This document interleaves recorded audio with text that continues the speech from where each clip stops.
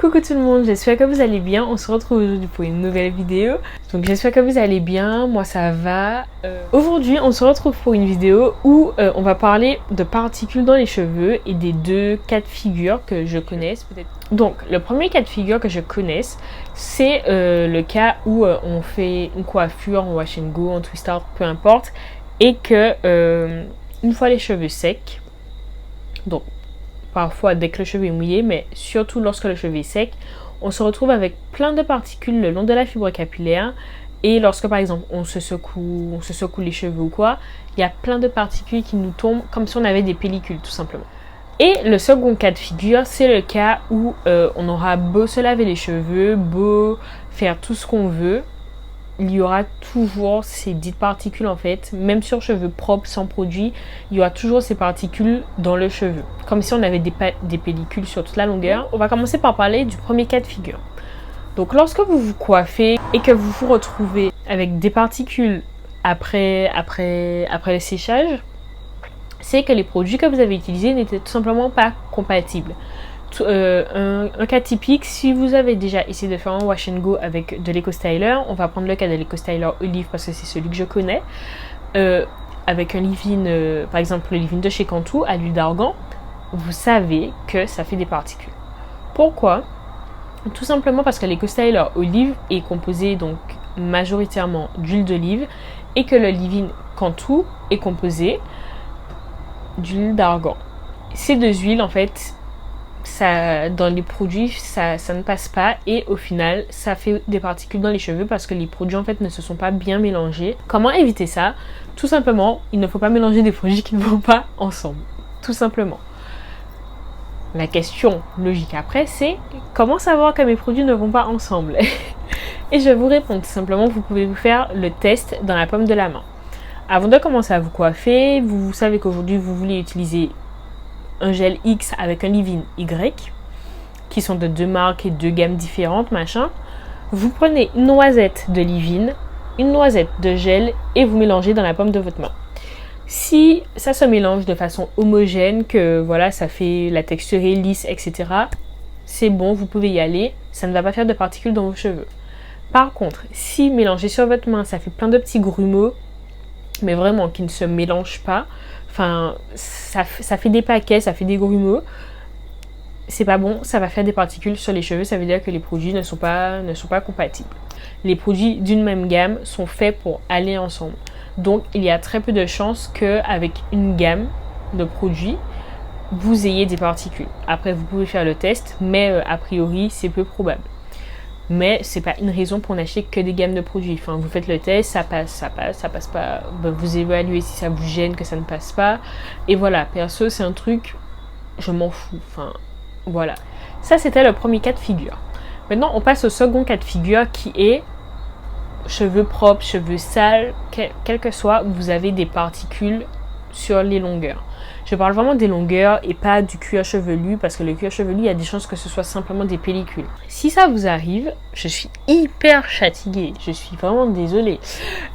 Si ça vous arrive, c'est tout simplement que votre fibre capillaire, que vos longueurs sont saturées de produits.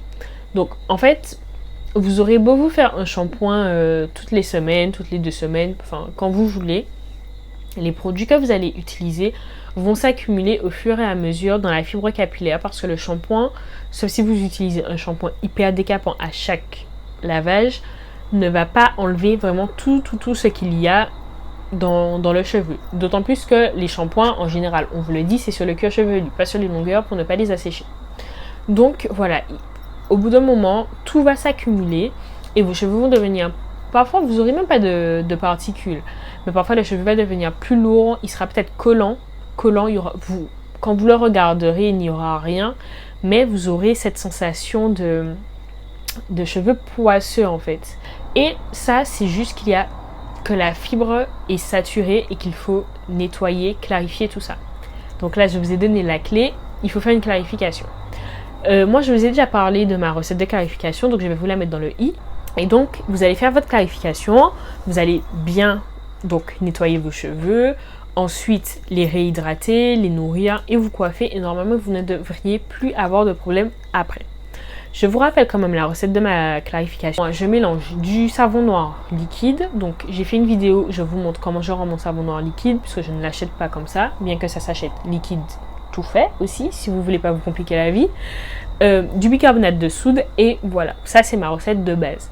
La recette, je l'avais trouvée dans les livres de l'atelier Tortille, donc ça commence à remonter. Moi, c'est quelque chose que mes cheveux adorent et mes cheveux ne sont jamais rêches, secs ou quoi après ça.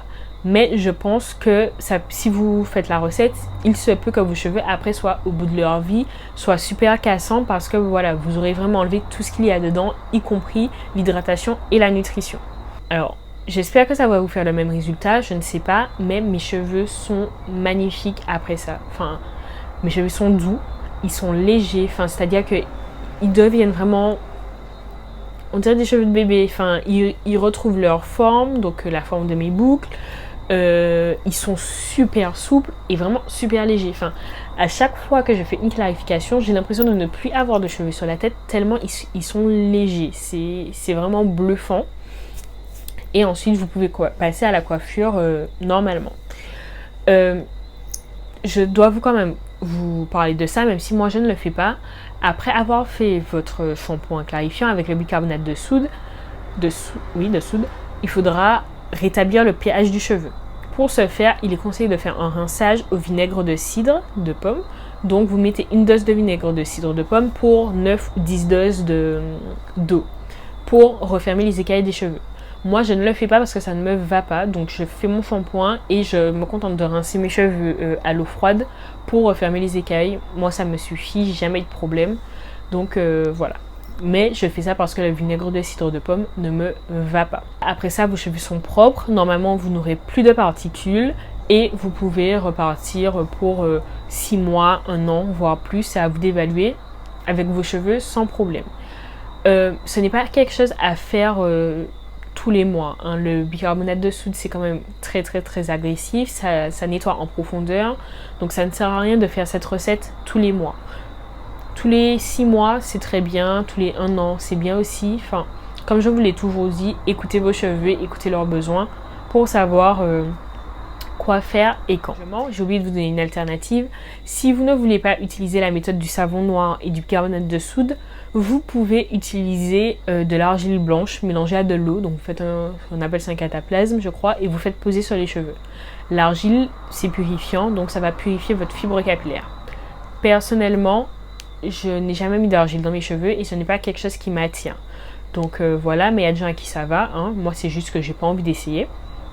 Donc vous avez aussi cette alternative là, c'est très bon pour le cuir chevelu, ça purifie aussi le cuir chevelu. Maintenant je vous ai tout dit, donc si vous avez des questions, si vous avez des précisions à apporter, des conseils éventuellement, n'hésitez pas à me les poser en commentaire. Comme d'habitude, voilà, n'hésitez pas à commenter si vous avez quoi que ce soit à me dire. N'oubliez pas de mettre un pouce en l'air et de vous abonner si la vidéo vous a plu. Moi je vous fais d'énormes bisous et je vous dis à très bientôt.